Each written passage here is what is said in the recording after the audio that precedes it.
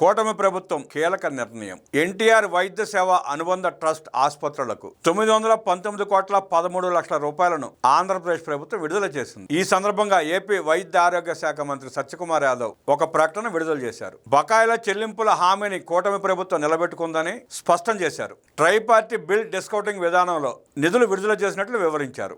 785 private ఆసుపత్రులు bill డిస్కౌంటింగ్కు దరఖాస్తు చేసినట్లు మంత్రి తెలిపారు.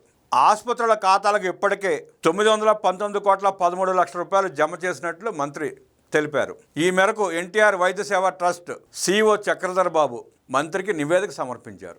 ఆసుపత్రుల విజ్ఞప్తి మేరకు వేగంగా నిధులు విడుదల చేశామని తెలియజేశారు. AP centre for financial systems web portal ద్వారా దరఖాస్తులు చేశారని తెలిపారు. ట్రస్ట్, ఆసుపత్రులు, పవర్ ఫైనాన్స్ కార్పొరేషన్ మధ్య ఒప్పందాలు జరిగాయని ప్రస్తావించారు. కూటమి ప్రభుత్వం అధికారంలోకి వచ్చాక ప్రైవేట్ ఆసుపత్రులకు మొత్తం 5,556 కోట్ల రూపాయలు చెల్లించామని తెలిపారు. అదనంగా మరో 919.13 కోట్ల రూపాయలు విడుదల చేశామని వివరించారు. ఆరోగ్య సేవల బలోపేతానికి తమ ప్రభుత్వం కట్టుబడి ఉందని స్పష్టం చేశారు. అంటే కూటమి ప్రభుత్వం వచ్చిన ఈ 23 మాసాలలో ప్రైవేట్ ఆసుపత్రులకి 6,500 కోట్ల రూపాయలు జమ చేశారు ప్రభుత్వం తరపు నుంచి. గతంలో జగన్మోహన్ రెడ్డి ప్రైవేట్ ఆసుపత్రుల యాజమాన్యాన్ని బెదిరించి ఎలా వారిని ఇబ్బంది పెట్టాడో మనం చూసాం.